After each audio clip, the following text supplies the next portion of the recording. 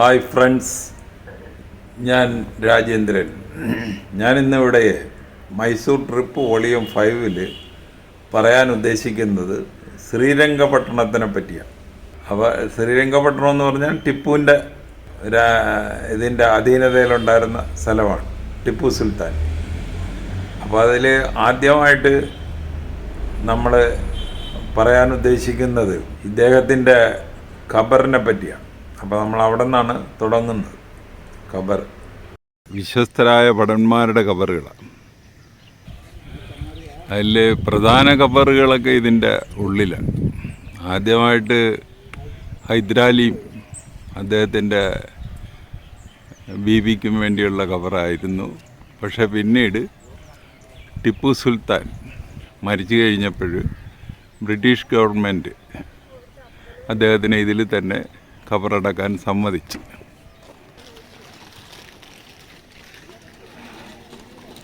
ഇതെല്ലാം വിശ്വസ്തരായ ഭടന്മാരുടെ ഖബറുകളാണ്.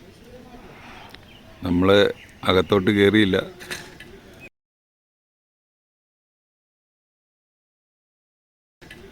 അപ്പോൾ അകത്ത് ആ റോയലായിട്ട് നമ്മൾ കണ്ടതാണ് ഈ ടിപ്പു സുൽത്താൻ്റെത്.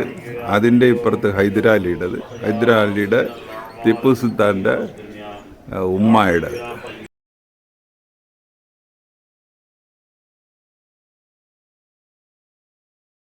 ബാക്കി ഈ കാണുന്നതെല്ലാം പുള്ളിയുടെ വിശ്വസ്തരായ ഭടന്മാരുടെ ഖബറുകളാണ്.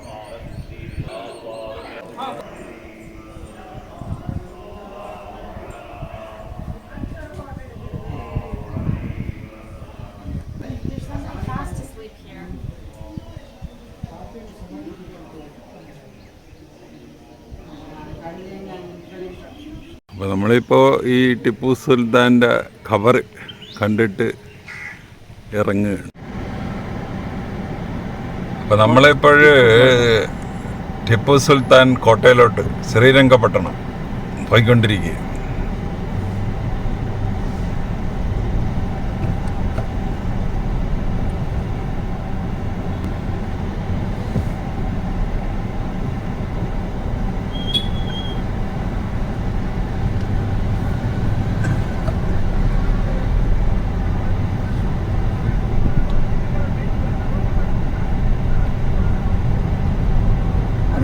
सर्कल है.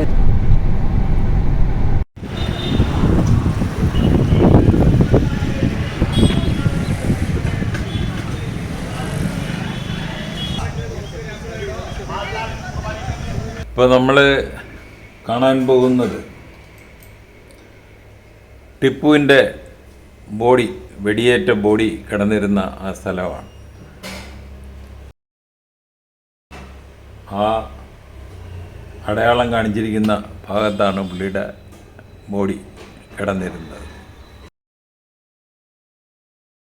ടിപ്പു കോട്ടയുടെ ഭാഗങ്ങളാണ് നമ്മൾ ഇപ്പോൾ കണ്ടുകൊണ്ടിരിക്കുന്നത്.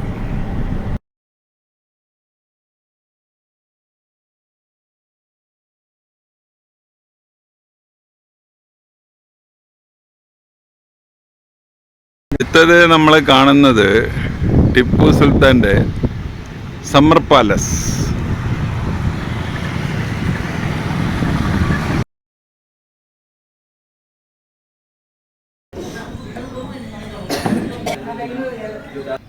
വിശാലമായ മുറ്റം.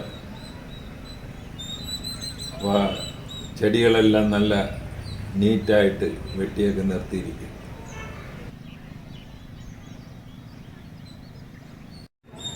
ഇപ്പോൾ നമ്മൾ ടിപ്പു സുൽത്താൻ്റെ സമ്മർ പാലസാണ് ഇപ്പോൾ കണ്ടുകൊണ്ടിരിക്കുന്നത്.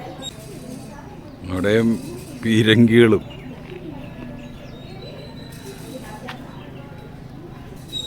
വലിയ പീരങ്കികളൊക്കെ ഇരിക്കുന്നു. ഇവിടെ യഥാർത്ഥത്തിൽ അവർ വീഡിയോ എടുക്കാൻ സമ്മതിക്കത്തില്ല. അപ്പോൾ അവർ നമ്മൾ വീഡിയോ എടുക്കുന്നത് കണ്ടു കഴിഞ്ഞാൽ ഷൗട്ട് ചെയ്ത് അത് എടുക്കരുത്, വേളം വെക്കുകയൊക്കെ ചെയ്യും. പിന്നെ ഇതൊക്കെ നമ്മൾ ഒളിച്ചും പാത്തുമൊക്കെ എടുത്തതാണ് ഈ കാണുന്നത്. വളരെ മനോഹരമായ കൊട്ടാര ദൃശ്യങ്ങളാണ് നമ്മളിപ്പോൾ കണ്ടുകൊണ്ടിരിക്കുന്നത്. അതുപോലെ തന്നെ അവിടെ ഭിത്തിയിൽ ഇഷ്ടംപോലെ ഓയിൽ പെയിൻറ്റിങ്ങുകളുണ്ട്, നല്ല ഓയിൽ പെയിൻറ്റിങ്ങുകൾ. അതിൽ ടിപ്പുവിൻ്റെ 2 മക്കൾ ബ്രിട്ടീഷ് പട്ടാളക്കാരുടെ മുമ്പിൽ കീഴടങ്ങുന്ന രംഗങ്ങളുണ്ട്.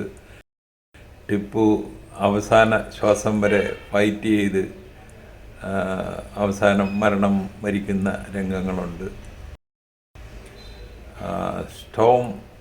സ്റ്റോമിങ് ഓഫ് ശ്രീരംഗപട്ടണ ഇതിൻ്റെ പടമുണ്ട്.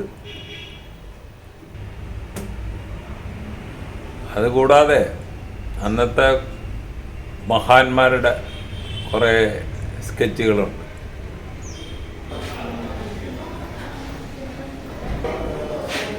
ഇപ്പോൾ അതുകൂടാതെ ഇഷ്ടംപോലെ ആയുധങ്ങൾ, അന്ന് ഉപയോഗിച്ചിരുന്ന ആയുധങ്ങൾ, തോക്കുകൾ, കഠാരകൾ, ഇതെല്ലാം വളരെ കാര്യമായിട്ട് സൂക്ഷിച്ച് വെച്ചിട്ടുണ്ട്. നമുക്ക് ഒരു മ്യൂസിയം പോലെ തന്നെ തോന്നുന്നു.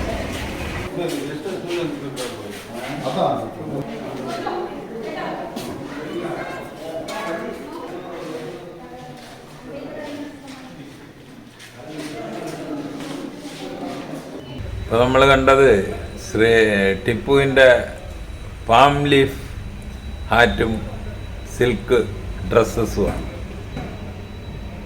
ഇപ്പോൾ നമ്മൾ കാണുന്നത് ടിപ്പു ആസ് എ പ്രിൻസ് എന്ന് പറഞ്ഞാൽ ഒരു രാജകുമാരൻ്റെ വേഷത്തിൽ ടിപ്പു നിൽക്കുന്ന ഒരു പടം.